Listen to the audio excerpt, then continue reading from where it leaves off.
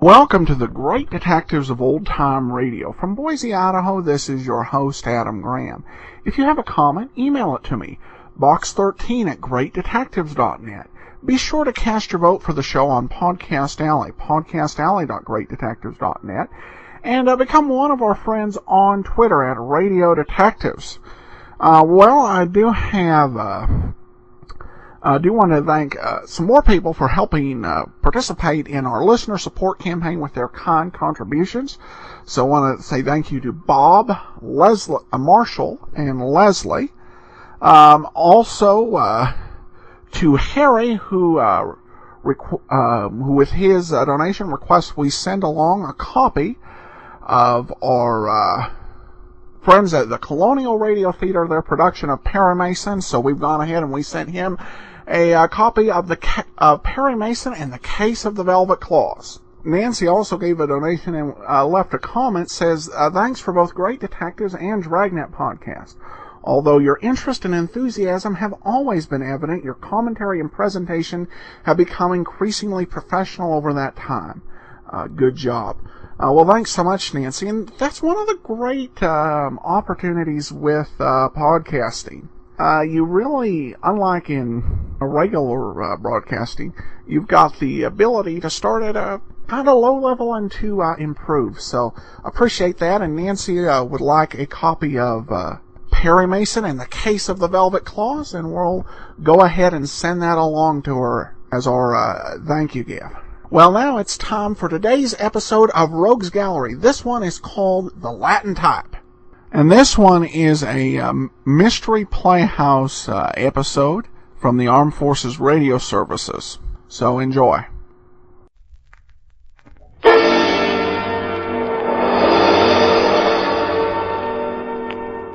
Hello, creeps. This is a very tired T4Y on the Mystery Playhouse.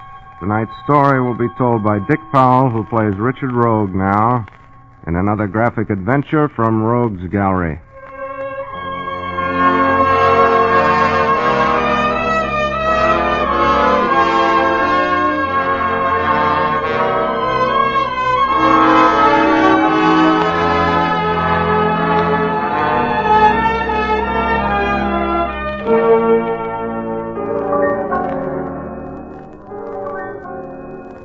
When I got on this rattler for my trip to Central City, I was not exactly a joy boy.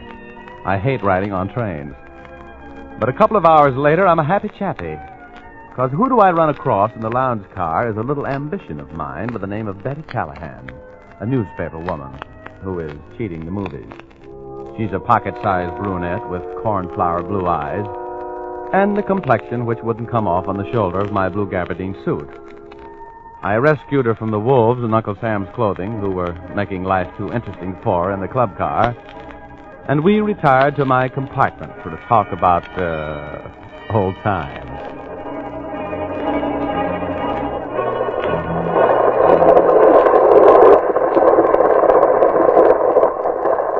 Nice little place you have here, Richard. A guy can get pretty lonesome in a place like this, you know, Betty. Get that gleam out of your eye, Richard.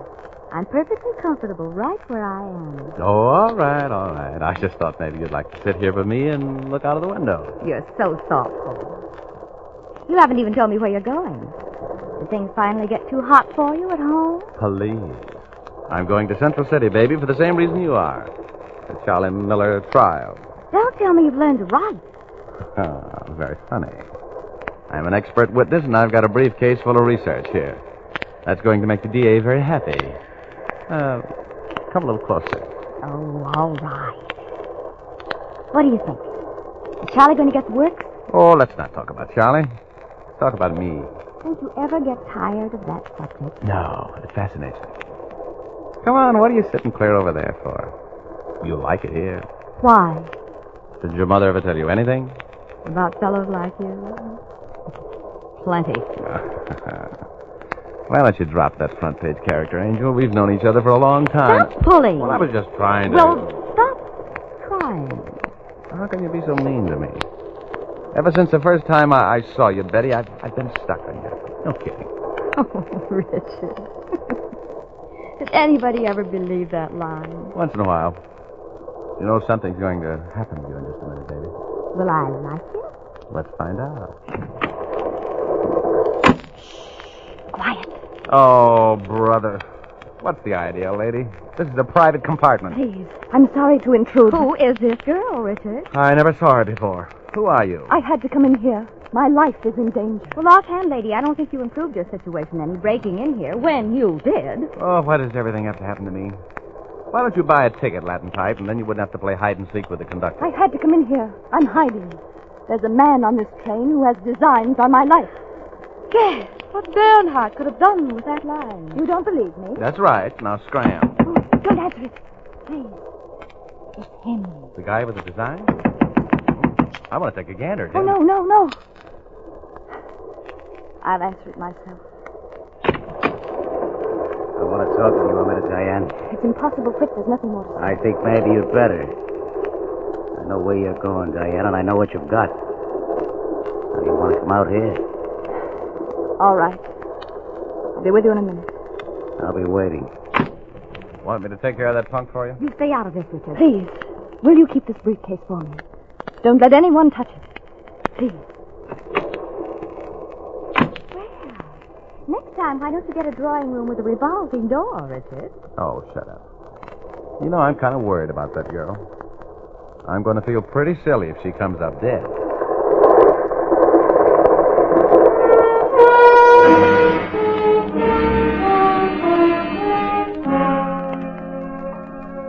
For the next 2 minutes, I worried about Diane and the man who had designs on her life. But I'm a romanticist at heart. So I spent the next 58 minutes trying to spellbind Betty into seeing things my way. But she wasn't looking. At the end of an hour, my chances were still about on the ratio of Little Rock Junior High against Notre Dame. So I gave up.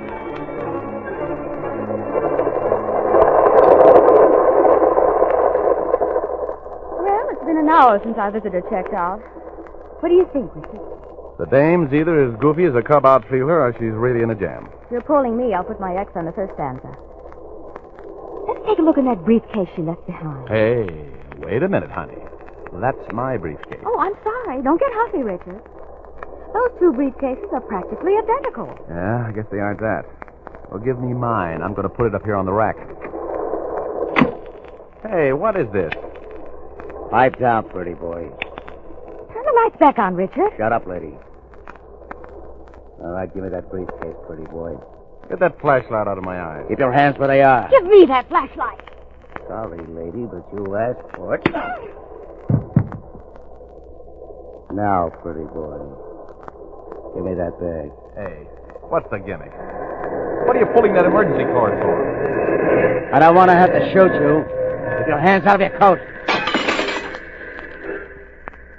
So long, pretty boy.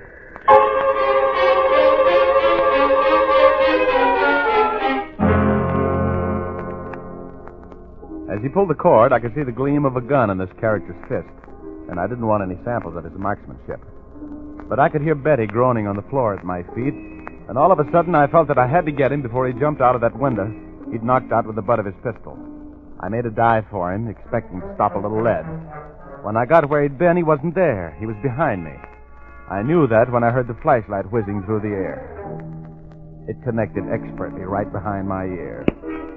And there I went again into the land of Nod, which is practically my home away from home. Everything was very quiet for a while, and I slept peacefully.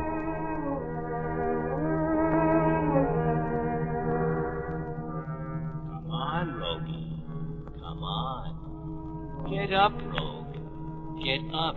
Huh? Snap out of it. Betty's been hurt. Betty? The man got away. You've got to get up. Oh, I can't. Oh, my head. Get up. Get up. Wake up. Get up. What's that noise? It's at the door. Someone wants in. Oh, they'll go away. Snap out of it, Rogie.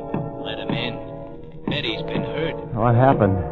I can't remember. Remember the man? Remember the girl? He came begging. Yeah. Oh, cut it out. Stop that pounding. Ooh, my head. You're in a jam, Rogie. Betty's been hurt. Wake up. Get up. I can't. What's that pounding? Pounding. Cut it out. Stop it, do you hear? Stop it.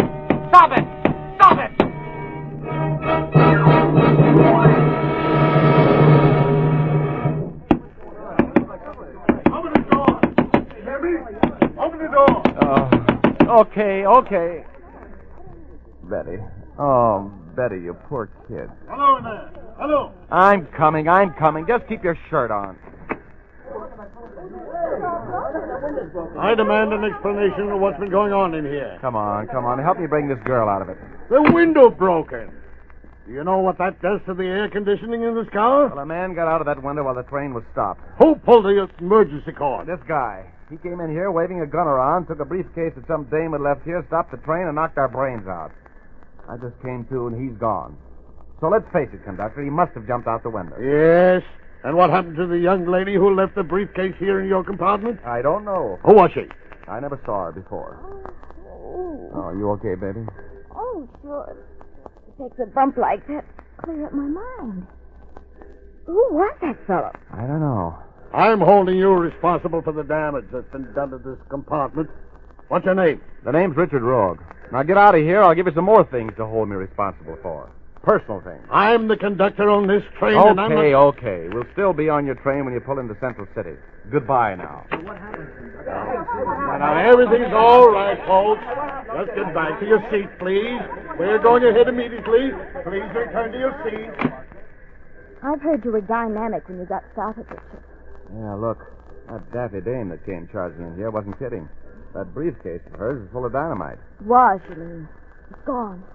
Out the window. Oh, no, it isn't. That window jumper took mine, remember? I had it in my hand, ready to put it up on the luggage rack when he came in. Give me hers. It's right over there behind you. Oh, sure. It's locked. I want to know what's in it, don't you? I love life. I just wish I'd never seen it. Well, comb the hair over that lump on your head, baby. We're going to find and confer with the young lady who spark-plugged this carnival of mayhem. Okay, I'm in. I owe that brunette a little something. Go talk to her.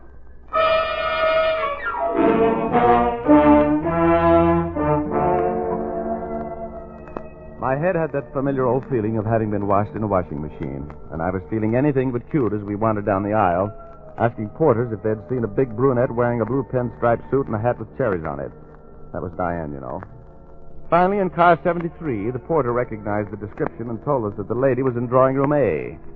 Naturally, the conductor came along about this time. His glares bounced off that haze of pain that surrounded me like ricocheting bullets. He went with us, under protest, to drawing room A.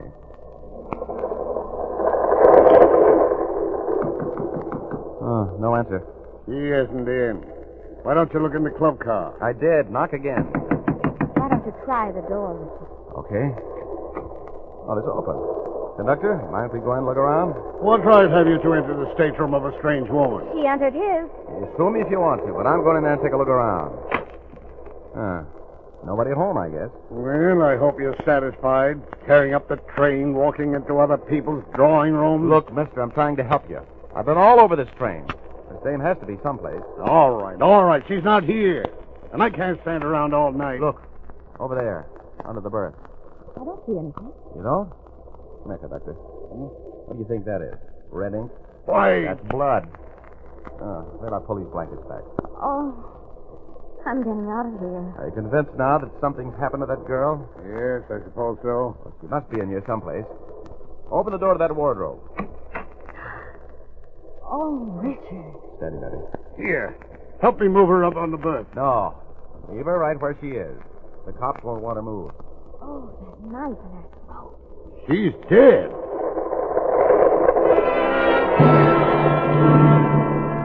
Yes, she was dead. And all we knew about her was that her name was Diane. and that I had the briefcase which must contain the reason for her murder. A pleasant thought. I took one more look at the dead girl, shuddered, and pulled Betty out of that room. I wondered what was going to happen next, and who was going to be the main attraction.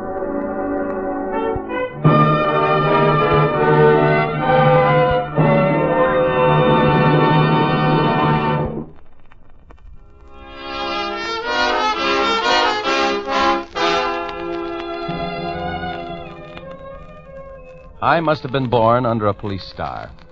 No matter what I start out to do, I end up in more trouble than a jitterbug at a square dance. Me? I start out to be an expert witness, and I wind up in the sheriff's office in Central City trying to explain a murder. Betty was enjoying every minute of this comedy of terrors, being a news hawk. She was jumping with enthusiasm and theories. The sheriff was jumping with importance, and I was just jumping. I don't like murder unless there's a profit in it for me. Sit down, Rogue. You shouldn't be so nervous. Well, we should be getting a report of that murdered woman, shouldn't we, Sheriff? We're not going to get any place until we find out who she was. Oh, my men are working on it, Rogue. Now, just take it easy. We know our business here in Central City. Uh-huh. Well, it's your business. It isn't mine. So if you don't mind, I think I'll shove off.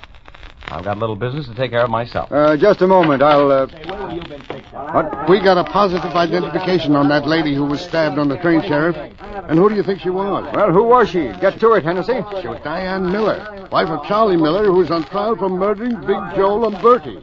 No kidding. You can go, Hennessy. Sheriff Mills. Yeah? All over the place, huh? Great work, Sergeant. Okay. I'll have a pick out on him in 10 minutes. Thanks. Well, what's the good news? Have anything to do with the case? Well, Rogue, the man who stabbed Mrs. Charlie Miller was Flip Stone, Miller's best friend, and his first lieutenant in the slot machine racket. His fingerprints were all over the knife. How do you like that? I don't like it. Doesn't make sense yet. Richard, I'm going to go call this into my city desk. Will you meet me at the hotel and bring me up to date on what has happened? Sure, I'll take care of it, baby. You run along, keep your readers informed. You might as well go along with her, Rogue. We don't need your help to solve this case. We're perfectly capable of taking care of it ourselves. Oh, swell. Lots of luck. I've heard all about you, Rogue. Just keep your hands in your pockets while you're in Central City. We don't like smart private detectives very well. Remember that.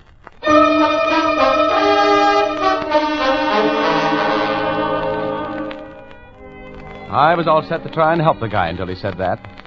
I don't approve of people going around sticking knives through other people, and I'm willing to throw in my nickel's worth to see that they're discouraged. Then this politician with muscles running up to the part in his hair gets tough with me. Oh, well, he probably had run across some wrong guys in his time. Anyway, Betty and I lammed back to the Hotel Splendide. We went up to my room because we wanted to talk. She called in her story to her paper, and I sat in the window and talked the deal over with myself. She finished her phone call. I really walked into a scoop this time. The city editor's having hallucinations. He even promised me a raise. Throw the bolt in that door, will you? Why? Oh, don't be so conceited. I want to take a look in this briefcase all the excitement is about. Of course, you know you can get put away in the pokey for a long time for withholding evidence. You're the worrying type, aren't you? Why do you suppose Flipstone rubbed out his boss's better half? Maybe she asked idiotic questions while he was trying to open a briefcase. You know it's locked. Yeah, I'm afraid I'm going to have to ruin the lock with my knife. Too bad. That's breaking and entering or something, isn't it? Illegal entry. Oh, that'll add 20 years to your sentence. I'll still be a young man when I get out. Oh, come on. Come on, I'm not going to be browbeaten by a lock. Hey, $100 bills. Millions of them. Take a gander at that, Betty. Money! Oh, you catch on quick. No wonder Flip Stone was so anxious to get his hot little pink fist on this letter. You count them, will you? I'd love to. There's some letters in here I want to be impolite about. 2, 3, 4, 5, 6, 7, 8, 9, 10, 1, 2. Richard, there must be $50,000 here. Baby, this is the works. These letters explain a lot of things. I'm counting. Wait a minute. 81, 82, 83, 84. Don't bother me. I never saw this much money before. No? Well, I know now why Flip Stone put the kiss of death on the lovely Diane. He had to keep these letters and that money from being delivered. He didn't want Charlie Miller to beat that rap. 4, 5, 6, 7. I'm through 6,000s already, and I haven't even made a hole in the pile. Oh, the guy who wrote these letters was a character. 7, Give me the sheriff's office, please. Thank you. 8,000. 5, 6, 7, 8, 9. 9,000. Oh, I wonder what a nice yacht would cost me. Chicken, if that dough was yours, you'd be Mrs. Richard Rogue tonight. Oh, would I? 6789. Hello, Sheriff's Office. Let me talk to Sheriff Mills. Richard Rowe calling. Thanks. Gracious. 789 11,000 1 2 3 4 5. Oh, hello, Sheriff. This is Richard Rowe. 12,000. Yeah. Come down to 7:30 at the Hotel Splendid right away, will you? Well, don't ask so many questions. I'm going to make you a big man. I want you to help me plan a surprise party. Right. Now, hurry. Hey, that's a lot of letters you got there, Betty, darling. Flipstone really grabbed a handful of disappointment when he bailed out with that my satchel by mistake. There wasn't nearly that much money in mine. Who could that be? I don't know. Look, I'll get over behind the door. You open it, and we'll look our company over before we put this artillery away. All right. I don't like guns. They come in handy sometimes. Okay. Put 'em up, lady. I'm coming in. You can't come in here. Shut up. Just keep backing up. I want that dough. You switched bags on me. I didn't do it. Where's Rogue? I checked every hotel register in town looking for him. Where is he? I want to slap him around a little bit for... Oh, Richard, why did you wait so long?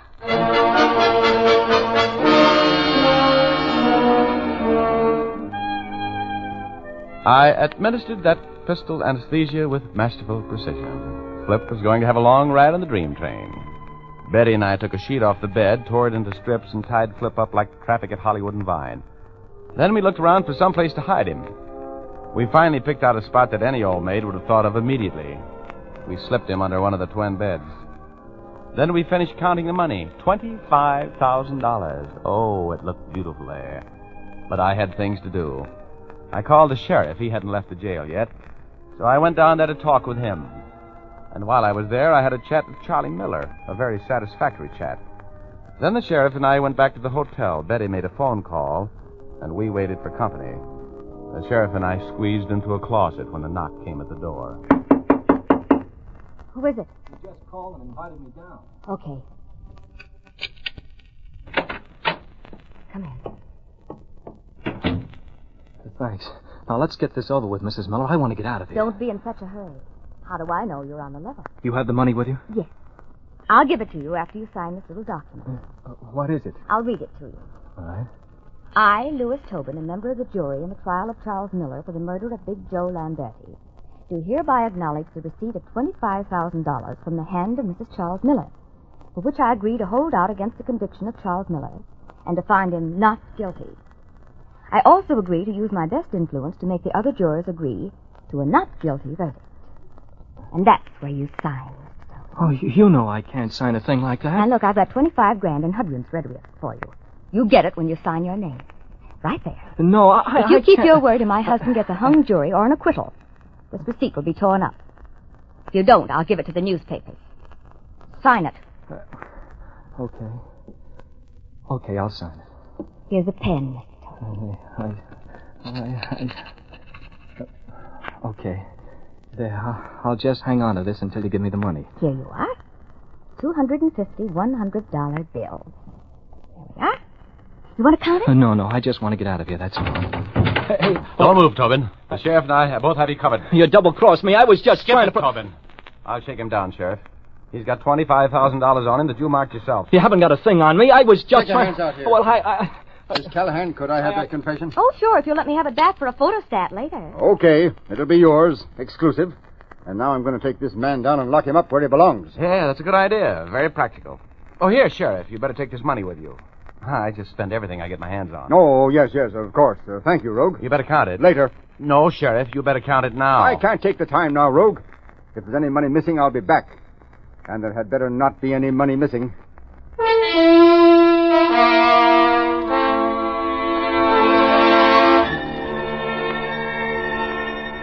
I had news for the sheriff, but he was so impressed with this pinch that he couldn't see me. Oh, well, I knew he'd be back. You see, I'm a practical guy. I had palmed and pocketed $5,000 out of that wad of dough I took off Tobin. I showed it to Betty, and she was horrified, but I knew what I was doing. So I just sat there and waited for the door to take a beating. And it did. Who is it? It's the sheriff. Let me in, Rogue. Why, Sheriff, you're all red in the face. It's your age? I knew you were a crook the first time I set eyes on you, Rogue. You probably studied psychology at Barber College. That's what makes you so smart. There was only $20,000 in that briefcase when I counted the money at the jail, and I had 4 honest men as witnesses. Well, bless your heart. Where's that other $5,000, Rogue? In my pocket, Sheriff, and that's where it's going to stay. That's larceny, and you're under arrest. Now, is that silly? Look, Sheriff. Oh, please, Richard, tell him. Don't needle him anymore. Well, Sheriff, you remember when I went in the cell to see Charlie Miller? What's that got to do with the missing funds? Well, he posted a $5,000 reward for the killer of his wife with you, didn't he? Oh, yes, I suppose he did. You suppose? You know he did. Well, if you look under the bed there in the bedroom, you'll find Flip Stone, the guy who murdered Diane Miller.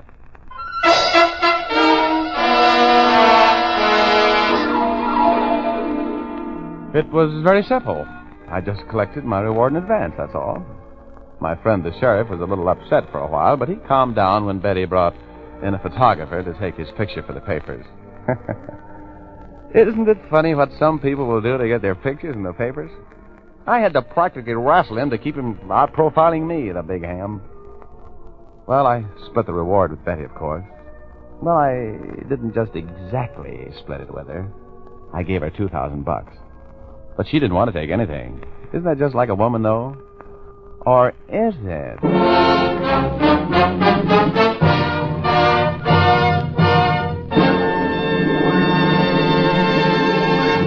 We're a little late, folks. This is T4Y. Good night. Sleep tight. This is the Armed Forces Radio Service.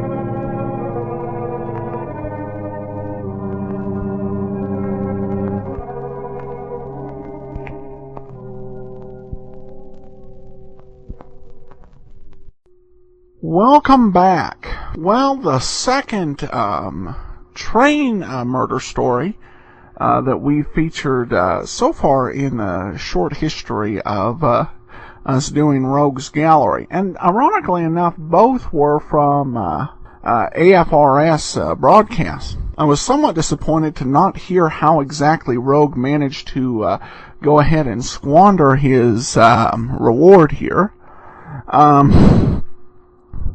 But it does work out fairly well in the end. I got a listener question here from Valerie. Says, "Hey Adam, what do you think of the Mr.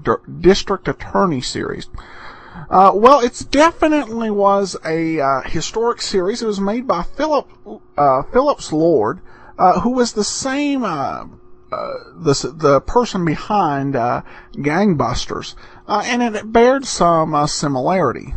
There usually was not a mystery. It tended to be more crime drama rather than detective story. But it was still very historic, and it had this very interesting feature of everyone in the story calling the lead character Mr. District Attorney. And I've never heard a name referenced specifically, although the original model for Mr. District Attorney was the crime-busting career of Thomas Dewey, later governor of New York, who famously looked sure to win the 1948 presidential race, but the Gallup polls turned out to be incorrect. So it was a very historic, well-done series. And I've liked the episodes I've heard just like I've liked the episodes of other programs such as Big Town that haven't quite fit in with the detective genre we're going with here. But it's definitely a good show. And there was actually a TV version as well I've heard about but I've not yet seen.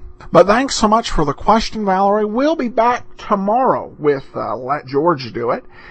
In the meanwhile, be sure to visit support.greatdetectives.net and make your donation to help support the show.